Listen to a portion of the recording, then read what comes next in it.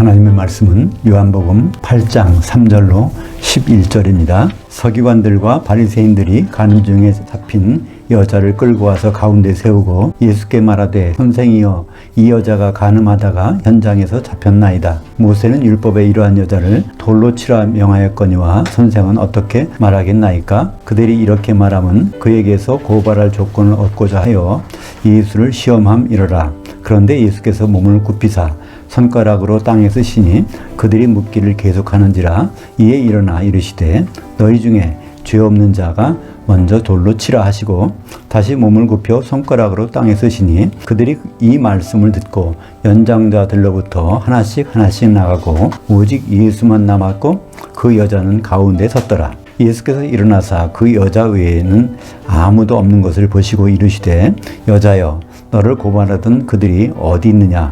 너를 정죄한 자가 없느냐? 대답하되 주여 없나이다. 예수께서 이르시되 나도 너를 정죄하지 아니하노니 가서 다시는 죄를 범하지 말라 하시니라. 오늘 말씀을 가지고 간음한 여인이 무죄라고 예수님의 지혜로운 판결이라는 제목으로 말씀을 나누겠습니다. 이 요한복음 8장에 나오는 간음한 여인과 예수님에 대한 내용은 아주 유명하죠. 특히 7절에 보면 너희 중에 죄 없는 자가 먼저 돌로 치라. 그래서 이거는 교회 안 다니는 분들도 굉장히 기감이 되는 말씀이라고 생각합니다. 그래서 이거의 뜻을 남을 비판하지 말고 먼저 자신을 돌아보라. 그런 의미로 많이 사용됩니다. 근데 이게 이런 교훈으로 사도 요한이 여기다 기록한 것일까요? 그것을 이 세상적인 교훈으로 한번 본다면 우리는 이 속에 잠겨있는 깊은 의미를 모르고 지나가는 것입니다. 여기에는 아주 중요하고 깊은 뜻이 들어가 있는 것이죠. 서기관들과 바리새인들이 간음 중에 잡힌 여자를 예수께 와서 말합니다. 선생이여 이 여자가 간음하다가 현장에서 잡혔나이다. 모세는 율법에 이러한 여자를 돌로 치라 명하였거니와 선생은 어떻게 말하겠나이까? 이렇게 말하는 거 보면 그들은 마치 이 여인을 재판하려고 하는데 지혜가 없으니까 그 예수님께 물어보는 것 같이 이렇게 말하는 것입니다. 근데 예수님의 가르침을 좀 듣고 싶어서 한 것 같지만 사실은 그렇지 않습니다. 여기에 중요한 부분은 서기관들과 바리새인들이 이렇게 있다는 것입니다. 서기관과 바리새인들은 항상 예수님을 대적하는 자고 결국은 예수님을 정죄해서 십자가에다 못 박기 위해서 애쓰는 사람들입니다. 한마디로 서기관과 바리새인들은요 율법 전문가입니다. 요즘 말로 하면 목사님이라고 할 수 있죠. 하나님 말씀을 가지고 이렇게 말하는 사람들. 근데 이 사람들을 예수님은 어떻게 평가하시죠? 마태복음 23장에 보면 그 서기관과 바리새인들이 항상 뭐가 따라다닙니까? 화 있을진저에게 따라다닙니다. 화 있을진저 외식하는 서기관과 바리새인들이요 이렇게 나옵니다. 그거는 어떤 특별한 서기관과 바리새인이 그렇게 외식한다는 의미가 아닙니다. 서기관과 바리새인들은 외식하는 가면 쓴 사람들이라고 하면서 그들을 이제 책망하고 있는 장면이 나옵니다. 서기관들은 원래 기록자란 뜻입니다. 근데 그들이 성경 교사가 되고요. 바리새인들은 누굴까요? 바리새인들은 특별히 구별된 삶을 살겠다. 그래서 바리새인이라는 뜻은 분리됐다는 뜻입니다. 다른 삶과는 분리해서 율법대로만 살아보겠다. 이런 운동을 하던 사람들입니다. 근데 그만 율법 속에 묻혀서 율법주의자가 되는 것들이죠. 성경에는 서기관과 바리새인들이라는 말이 많이 나옵니다. 어떤 데는 서기관만 나오고 어떤 데는 바리새인도 나와요. 근데 서기관과 바리새인이 같이 나오는 경우가 많습니다. 바리새인들은 그때 당시 한 6천 명 정도 됐다고 하는 것 같아요. 예수님 당시에. 거기서 서기관들은 그 중에서 한 10분의 1도 안 될 것입니다. 몇백 명 되겠죠. 그래서 서기관 하면 이 사람은 틀림없이 바리새인입니다. 그래서 바리새인 중에서 이제 서기관들이 나오겠는데 그래서 서기관과 바리새인들을 따로따로 쓰기도 하고 또 개별적으로 쓰기도 하는데 결국은 같이 보면 됩니다. 서기관들이 결국 바리새인들이고 바리새인들이 서기관들이라는 것을 생각할 수 있는 것이죠. 그래서 마태복음 23장 2절과 3절에 예수님이 그들을 어떻게 칭하는지 보면 서기관들과 바리새인들이 모세 자리에 앉았으니 그들은 율법을 가지고 이제 말을 한다는 것입니다. 근데 무엇이든지 그들이 말하는 바는 행하고 지키되 그들이 하는 행위는 본받지 말라. 그들이 율법주의에 들어가면 안 된다는 것입니다. 오늘 6절에 보면 그들이 이렇게 말하면 그에게서 고발할 조건을 얻고자 하여 그에게서 예수님한테서 어떤 허점을 찾고자 해서 서기관과 바리새인들이 그 가늠한 여자를 데리고 예수님한테 온 것입니다. 여기서 어떤 고발할 조건을 찾으면 그거를 로마법에 의해서 처형하려고 이렇게 벼르면서 온 것이죠. 만약에 그녀를 돌로 치라고 하면 이건 로마법에 의해서 살인교사죄가 되는 것입니다. 또 돌로 치지 말라고 그냥 들어가면은 그 율법을 어기는 것이 되죠. 그러니까 이쪽 저쪽에 다 걸리게 올무를 만들어 가지고 이 자리를 마련한 것입니다. 이 간음한 여인에 대한 것은 요한복음에 나오는데요. 공관복음에도 마태, 마가, 누가복음에도 이와 비슷한 것이 나옵니다. 가이사에게 세금 바치는 문제로 예수님을 고발하려고 하는 장면이 나오죠. 그것이 마태복음 22장과 누가복음 20장에 나오는데요. 마태복음에서는 바리새인들이라고 나오고요. 바리새인들이 이렇게 질문한 거 나오고요. 누가복음에서는 서기관이 질문하고 나와요. 그죠? 마태복음에서는 바리새인이라고 하고 누가복음에서는 서기관들이라고 하니까 똑같은 장면이. 예, 그러니까 바리새인들은 서기관이고 서기관들은 바리새인이라는 것을 우리는 알 수 있죠. 그러니까 만약에 세금을 바치라고 하면 매국 행위를 하는 것이니까 이스라엘 사람들에게 비난을 받게 되고 또 그것을 세금을 바치지 말라고 하면 로마법에 어기는 것이 되니까 당장 고발될 수 있는 사유가 되는 것이죠. 그때 예수님은 어떻게 하셨습니까? 세금 낼 돈을 보이라고 하니까 그들이 데나리온 하나를 가지고 옵니다. 데나리온이라는 것은 로마의 그 은화죠. 거기에 그림과 글씨를 보고서 이게 누구 글씨고 누구 얼굴이냐 그러니까 가이사라고 대답합니다. 그때 예수님은 그럼 가이사의 것은 가이사에게, 하나님의 것은 하나님에게 바치라. 그러니까 그 고소라웠던 사람들이 그 자리에서 다 도망가고 마는 것이죠.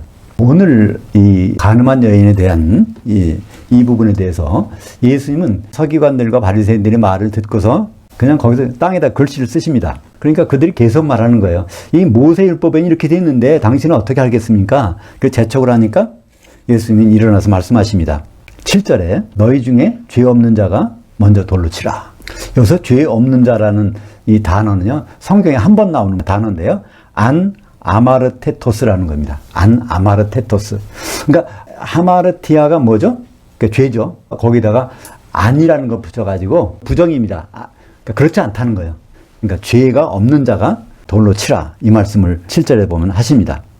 그때 그들이 반응이 어떨까요? 우리는 이렇게 생각합니다. 수많은 군중이 있는데 군중 속에 이 여자가 있는 걸 생각하는데 그렇지 않습니다. 그 자리는 순수히 서기관들과 바리새인들이 있고 그 둘러싸여 있고 거기에서 이 간음한 여인이 있고 거기에 또 예수님이 있는 것입니다. 구절을 보면 저희가 이 말씀을 듣고 연장자들로부터 시작해서 하나씩 나가고 오직 예수와 그 가운데 서 있는 그 여자만 남았더라. 우리나라 번역에는요, 그들이 양심의 가책을 느껴라는 말을 집어넣는데요. 그건 성경에 없는다는데 번역하는 사람이 거기다가 집어넣은 거예요. 그들이 양심의 가책을 느껴서 그랬다고 번역했고요. 거기다가 연장자로부터 젊은이까지 하나씩. 그러니까 애들까지 거기 있다가 나가는 거로. 젊은이라는 말도 없습니다. 그냥 거기다가 그 의역을 해가지고 잔뜩 여러 단어를 갖다 붙여놨는데 그거다 빼고 보시면 연장자들로부터 하나씩 나가고 오직 예수만 그 남은 것이 여기 나오는 것이죠. 근데 그들이 왜 그렇게 도망갔을까요? 거기서 그들이 예수님 앞에 데리고 올 때 뭐라고 했습니까? 모세의 율법에 이 여자를 돌로 치라고 했는데 어떻게 하겠습니까? 그들은 율법을 가지고 예수님께 대든 것입니다. 그 율법을 볼까요? 레위기 20장 10절입니다. 누구든지 다른 남자의 아내와 간음하는 자는 곧 그 이웃의 아내와 간음하는 자는 그 간부와 그 음부를 반드시 죽일지니. 간음과 음란 다르죠. 간음과 음행은 다릅니다. 간음은 특히 음행 중에서 음란 중에서 결혼한 사람이 부정한 것을 하는 거예요. 그러니까 음행이라는 것은 남녀관계, 부적절한 관계를 말하는 것인데 간음이라는 것은 결혼한 상태에서 다른 부부에게 어떤 음행한 일을 하는 것이죠. 그래서 율법에 보면 바리새인들, 서기관들이 말하는 그 모세 율법에는 바로 이 둘을 데리고 오라고 되어 있습니다. 그죠? 둘을 갖다가 이제 돌로 쳐야 되는 거죠. 근데 예수님이 너희들 죄 없는 자가 돌로 치라고 했는데 자기들이 율법을 안 지켰다는 말입니다. 어떻게 그 간음하게 한 그 남자가 뭐 어떤 뇌물을 줬는지 뭐 했는지 모르지만 그 사람은 봐주고 이 여자 하나만 데리고 온 거예요. 그러니까 예수님 말씀 들어보니까 벌써 자기들은 죄를 범한 것입니다. 그 간부와 음부를 둘 다 데리고 오라 그러는데 자기는 하나만 데리고 왔다는 말입니다. 그러니까 거기서 가장 그 연장자부터 생각해 보니까 내가 이거 잘못했네. 그러니까 그 사람이 나가니까 모든 사람이 떠나갔습니다. 그러니까 사실 보면요, 여기서 그 여자가, 끌려온 여자가 간음했다고 하는 것은요, 사실은 그들의 주장일 뿐입니다. 그 여자가 실제로 간음했는지 안 했는지는 밝혀봐야 되는 거예요. 증인이 있어야 그것을 밝히는 거 아닙니까? 그들이 모두 떠나자 예수님은 뭐라고 말씀하십니까? 요한복음 8장 10절에서 11절에 여자여 너를 고발하던 그들이 어디 있느냐? 너를 정죄한 자가 없느냐? 나도 너를 정죄하지 아니하노니. 이제 그들이 다 떠났어요. 근데 예수님이 말씀합니다. 예수님이 나도 너를 정죄하지 않겠다. 이건 무슨 말일까요? 너를 용서하겠다. 그런 말일까요? 그게 아닙니다. 너를 판결을 못 내리겠다. 너는 어떻게 재판할 수가 없다는 것입니다. 왜냐하면 증인이 없어졌어요. 이 여자가 정말 간음했는지 안 했는지는 그걸 알 수 없다는 것입니다. 그러니까 예수는 미리 그런 환경을 마련해 놓은 것이죠. 이 사건을 보고 이 서기관과 바리새인들이 어떤 의도로 왔다는 것을 알고 이미 이 재판은 무효다라는 것을 무혐의로 처분하기 위해서 미리 그 말씀을 하신 것입니다. 율법을 가지고 그것도 율법에서는 반드시 간부와 은부를 둘 다 데려와야 되는데 그들이 안 데려왔거든요. 그러니까 이들이 어떤 계략을 가지고 왔고 나서 그 말씀을 하니까 죄 없는 자가 돌로 치라고 하니까 전부가 떠나갔습니다. 한 사람도 안 남았어요. 한 사람도 안 남으면은 어떻게 되겠습니까? 신명기 19장 15절 사람의 모든 악에 관하여 또는 모든 죄에 관하여는 한 증인으로만 정할 것이 아니요 두 증인의 입으로나 또는 세 증인의 입으로 그 사건을 확증할 것이며 어떤 재판이 있을 때는 반드시 모든 악에 대해서 모든 죄에 대해서 판결할 때는 반드시 한 증인 갖고도 안 되고 두 증이나 세 증인이 있어야 그 말을 가지고 판결하는 것이 모세의 율법에 기록된 것입니다. 그러니까 예수님도 내가 판결하고 싶어도 난 판결을 못해. 난 율법 1.1획도 지키는 사람이야. 그러니까 그 여자한테 그러는 것입니다. 여자를 좀 봐주려고 하는 것이 아니라 이거 봐라. 몇 명 있느냐. 증인이 없지 않느냐. 그러면서 결국은 그 여자를 무혐의 처분으로 그냥 훈방 조치하는 것입니다. 뒤에 이제 훈방 조치가 나오죠. 그러니까 그녀를 고발하던 그 서기관들과 바리새인들이 다 떠나가서 적어도 한 2명만 남아서도 판결을 해볼 텐데 다 떠나가서 이제 율법에 의해서 판결을 못 하겠다는 것입니다. 마지막으로 이제 예수님은 그 여자에게 말합니다. 가서 다시는 죄를 범하지 말라. 이 말씀은 무슨 말씀일까요? 너는 간음을 다시 하지 말라. 그런 얘기가 아닙니다.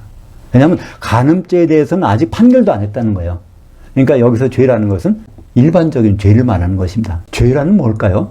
죄라는 원래의 뜻은요, 관역에서 빗나가다는 그런 뜻입니다. 그러니까 하나님의 뜻에서 빗나가는 일을 하지 말라.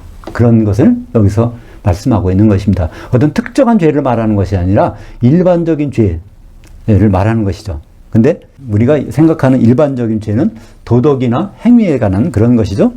근데 하나님께 죄라는 것은 그걸 죄라고 하지 않습니다. 하나님께 죄는 단순히 간음, 살인, 도둑질과 같은 행위를 두고 하는 말씀이 아닌 것입니다. 더구나 예수님이 죄 짓지 말라 하는 것은 그건 바로 하나님 뜻에 벗어나지 말라는 그런 의미로 하신 것입니다. 오늘 이 요한복음 8장의 내용을 사도 요한이 특별히 기록한 것, 다른 공간보고도 없는데 기록한 뜻이 있지 않겠습니까? 앞으로 죄를 짓지 말아야 된다는 것을 말씀하고 있는 것이죠. 하나님 뜻에서 벗어난 일을 하지 않는 것을 말씀하고 있는 것입니다. 사실 모든 사람은요, 죄를 안 지을 수가 없습니다. 죄 지은 것이 발견된 경우와 죄 지은 것이 발견되지 않은 것만 차이이지 모든 사람은요, 죄인입니다. 그렇게 되도록 하나님은 우리를 만드셨어요. 만들 때부터. 아담 때부터 아담이 죄를 지을 수밖에 없는 환경이 있도록 만들어졌어요. 아담도 결국은 죄를 짓지 않습니까? 왜 죄를 지었을까요? 환경이 그렇게밖에 될 수가 없어요. 그죠? 아내와 같이 있기 위해서는 그 선악과를 먹을 수밖에 없어. 그런 약점을 가진 우리 사람들은 그런 사람들이죠. 그러니까 우리 사람은요, 아담 때부터 아담을 하나님이 도움이 없이는 살 수 없는 존재로 만드셨습니다. 아담 자체가 에노스의 줄임말, 이씨 아닙니까? 그 뜻, 이씨는요, 에노스, 죽을 수밖에 없는 연약한 그런 존재라는 뜻입니다. 그래서 우리는 하나님을 떠나서는 살 수 없는 존재인데, 하나님을 떠나서도 마음 놓고 살 수 있는, 얼마든지 살 수 있는 그런 존재로 우리는 착각하고 살게 되어 있는 것입니다. 로마서 3장 23절에 보면 모든 사람이 죄를 범하게 되어 있음에 하나님의 영광에 이르지 못하더니, 우리말 번역에는 어떻게 되어 있을까요? 모든 사람이 죄를 범하였음에 이렇게 번역되어 있습니다. 우리는 원죄가 있다 이렇게 번역되어 있어요. 모든 사람이 죄를 범했다. 내가 죄를 안 졌는데 범했다는 겁니다.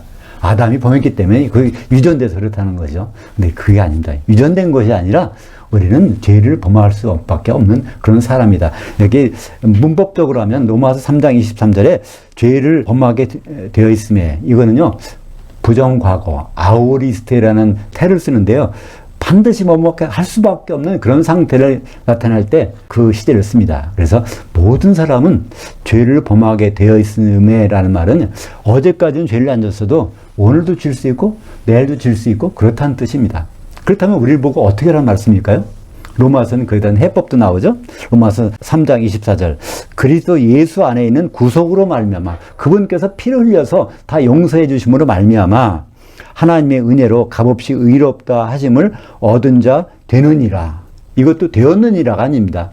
현재예요. 되느니라. 항상 죄를 지었고 나서도 예수 그리스도의 십자가의 보혈을 심으면 다시 의로워질 수 있는 그것을, 그 장치를 누구 안에서?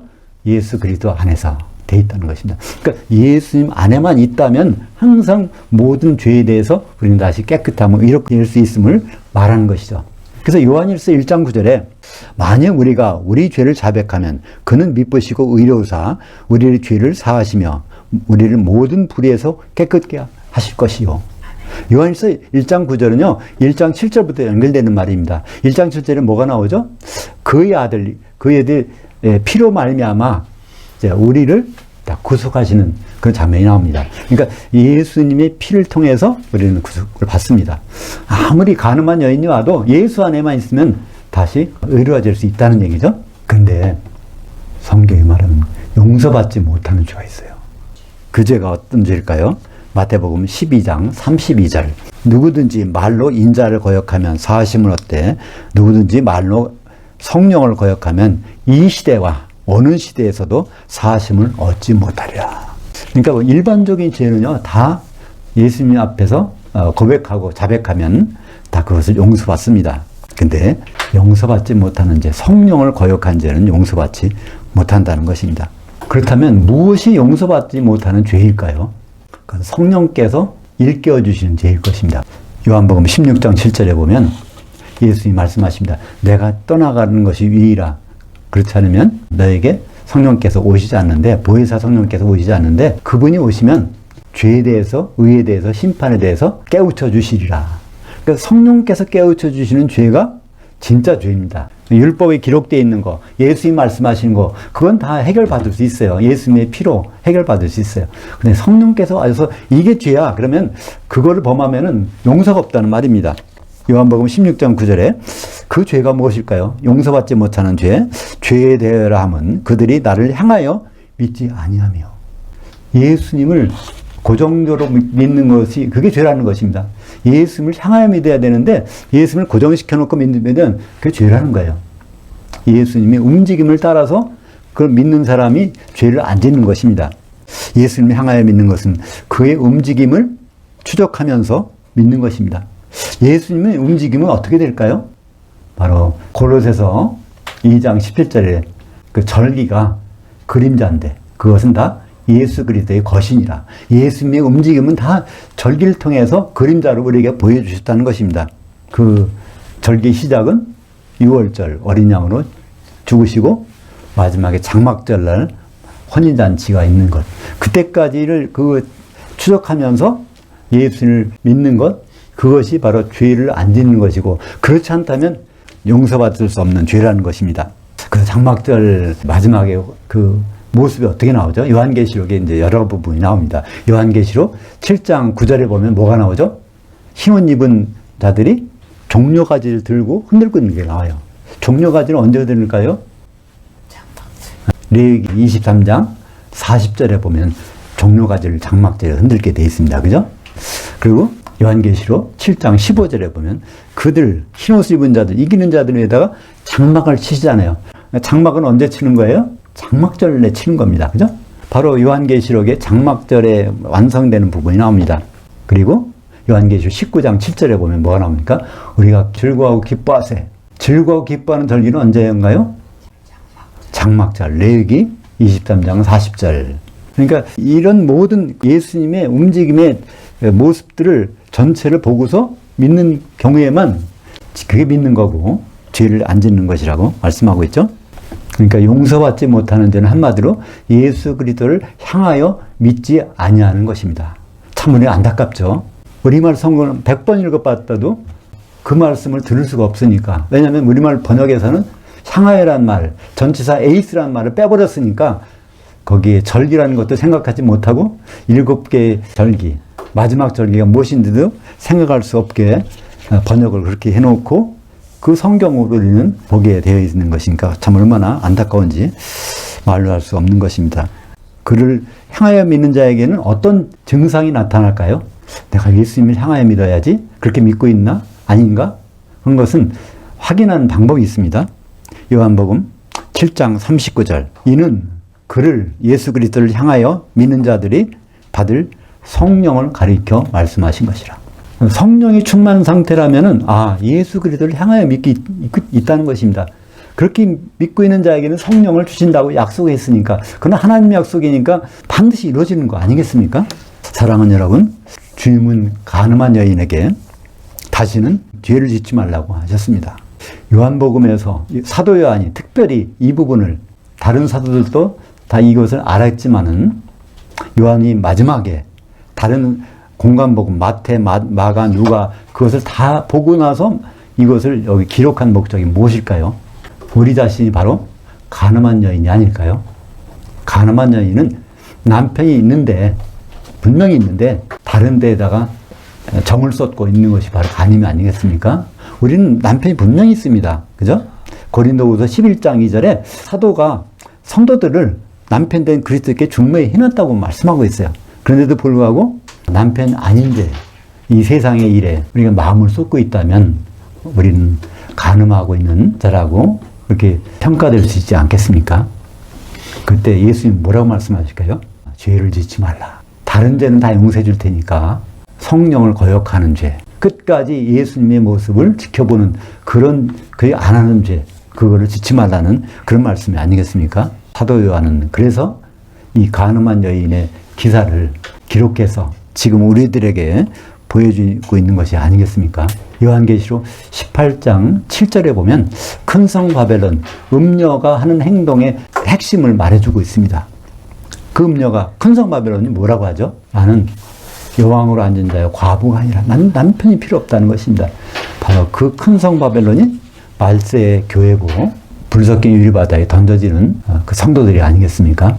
우리는 참 한 끗 차이예요. 우리가 영생이 들어갈지 영벌에 들어갈지는 그거 한 것입니다. 끝까지 우리가 예수님을 향하여 믿는 것, 예수님을 향하여 믿는다는 것은 우리에게 어떤 것이 넘쳐날까요? 우리 배에서 생수의 강이 넘치고 있다면 예수님을 향하여 믿고 있는 것이고, 만약에 그렇지 않다면 빨리 제자리로 돌아가야 될 것입니다. 우리가 성령 충만해서 주님을 만날 때 혼인만찬에 다 들어갈 수 있으면 좋겠습니다. 기도하겠습니다. 하나님 아버지, 간음한 여인이 예수님께 들어왔을 때 그를 무혐의 처분하시고 분방 조치하신 그 기사를 요한이 우리들에게 보여주고 있습니다. 우리 자신의 모습들을 돌아보며 남편 되실 예수님 오실 때 우리가 그분을 반갑게 맞을 수 있도록 준비하는 삶을 살게 인도하여 주시옵소서. 예수님 이름으로 기도합니다. 아멘.